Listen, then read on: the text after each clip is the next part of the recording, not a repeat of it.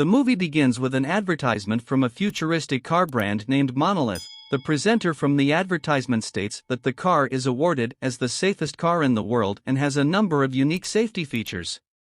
He claims that the car is extremely modern and has several features like unbreakable glass, strong tires, rigid body, and many more to keep its riders safe from every possible theft and damage. An AI-connected smartphone app is used to control all the features while being inside the car.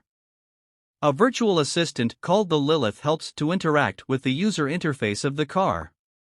In the next scene, we see a mother carrying her kid inside the same AI car to his granny's home while talking to the AI assistant Lilith. We get to know that the mother's name is Sandra and her 2-year-old son is David. Her husband, Carl, is a pilot who could not join them due to his busy schedule. The car is so advanced that it can even detect the weight of the passengers inside the vehicle. Later, Carl calls them and informs them that he is at the central airport after his duty and misses them a lot. Just then someone knocks on the door and Carl says his goodbye and leaves. Meanwhile, David starts becoming fussy. So Sandra hands him her smartphone to keep him occupied. Quiet down, David, and check your DMS. After some time, Sandra takes a halt at the gas station on the side of the road. She then takes David inside the washroom and changes his diapers while some girls are seen giggling. The gas station also has a supermarket where Sandra buys her son his favorite snacks. While paying at the counter, Sandra notices someone trying to break into her car outside. Instead of being worried, she just takes out her smartphone and locks the vehicle using the smart app. As Sandra is busy inspecting the situation, she doesn't even notice that David has been separated. After she realizes that David has lost, she screams and searches for him around the supermarket. She rushes outside and even calls a stranger, assuming that David is with him. She seems to be totally freaked out until she finds David with the same 3 ladies whom she met earlier at the washroom. Sandra immediately puts David into her car and activates the vault mode feature. This disengages her from what's happening outside, and she finally breathes a sigh of relief after leaving the gas station. Sandra still has a long distance to drive until they reach her mother-in-law's house due to the long ride. Sandra feels bored and decides to call her childhood friend Jessa to check on her. Jessa receives the call and informs her that she is near the central airport at a hotel. She even tells that she has been staying at the hotel with Coral. Sandra is devastated at the revelation of her friend having an affair with her husband. She becomes so frustrated that she does enter her mother-in-law's house. After reaching the entrance, she continues calling Carl, but he doesn't pick up and pretends to be busy. Fed up with the lies, Sandra decides to take matters into her own hands and hence sets her journey to find Carl at the Central Airport in Los Angeles. On her way, a board shows that the distance to Los Angeles is about 320 miles. After a while, Lilith, the smart AI, mentions that a serious accident has taken place on the main highway, which will slow them down. She then suggests Sandra take the bypass road, which will save them a lot of time. However, the AI also mentions that the route is deserted and barely has any passengers. Sandra, who is adamant on confronting her husband, does not think twice and takes the alternative route. Later, it gets dark and Sandra starts to feel difficulty in driving the car. The fog on the way also intensifies, which affects her vision of the road in front of her. On her way, she finds no human settlements or any other. However, she finds an electrical substation located in the middle of nowhere. She glances over the place, but soon drives away. The place is so deserted that the only beings present there are wild animals. Suddenly, a nervous Sandra loses her focus and crashes into a deer, which was trying to cross the road because of the collision. David starts crying and, like always, Sandra hands over her smartphone to calm him down. Here, David, catch up on your dank memes. She then immediately gets out to check on the animal, but it appears to be almost dead.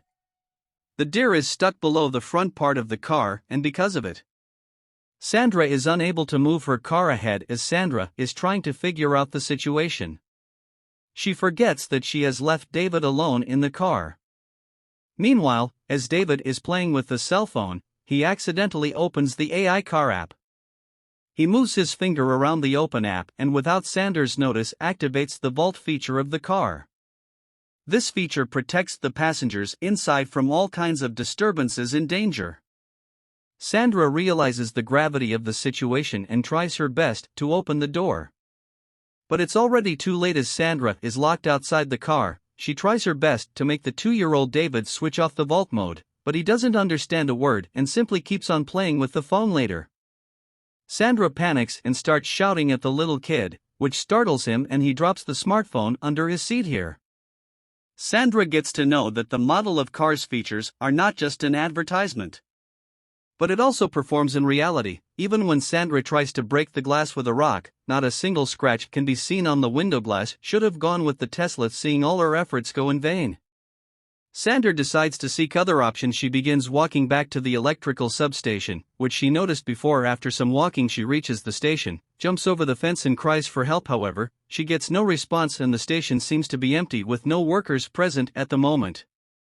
After this, Sandra enters one of the rooms and finds some necessary items inside. She takes a flashlight to use at night and a big wrench to help her break the glass of the locked car just as she leaves the substation. She notices a wild animal following her. As Sandra brushes back, a coyote attacks her.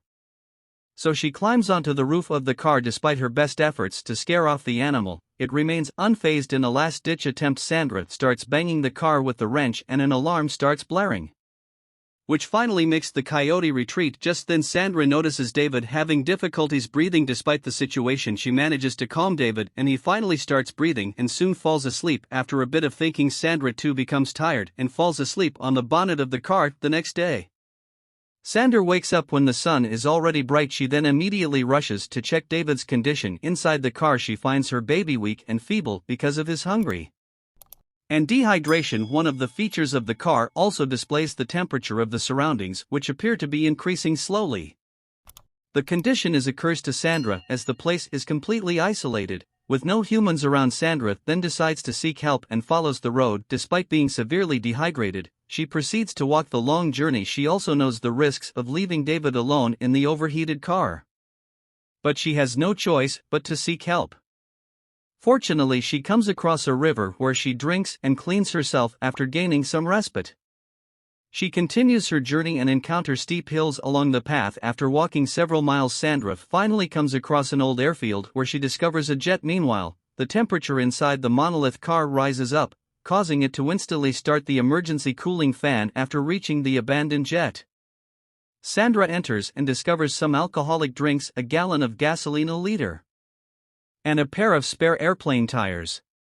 She consumes some alcohol and immediately gathers the necessary items. After that, Sandra uses the gasoline to burn the 2 tires in hopes of attracting help. She then takes the gallon and fills it with the river water. Slowly Sandra walks back to the place where she left David. In the next scene, Sandra hurries to the car and finds David all weak and turning red. She tries calling out to him, but David does not answer or move. The temperature inside the car has increased significantly and the emergency cooling fans have become ineffective.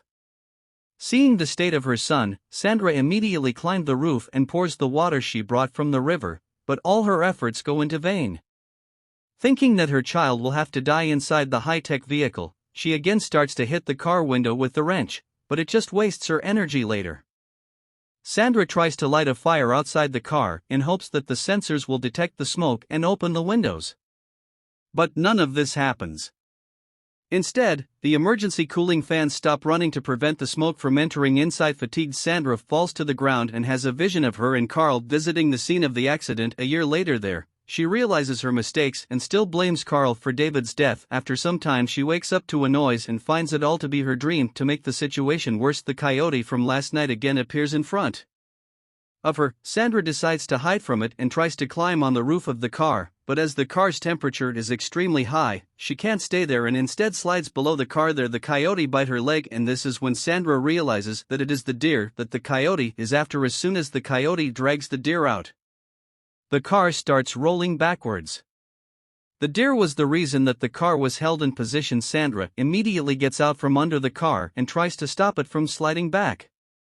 Despite her best efforts, the car continues to roll, edging closer to a fall. However, a small chunk of rock obstructs the car and it finally stops as Sandra stares from the cliff. She remembers the cartoon she saw earlier at the gas station where the diamond was obtained after the safe was broken. She then thinks of pushing the car down to unlock the doors. Sandra is well aware of the fact that her plans might have consequences, but she is left with no other choice and decides to go with it. She grabs the wrench and starts breaking the rock, which was obstructing the tire after successfully removing the rock. Sandra purposely pushes the car down the cliff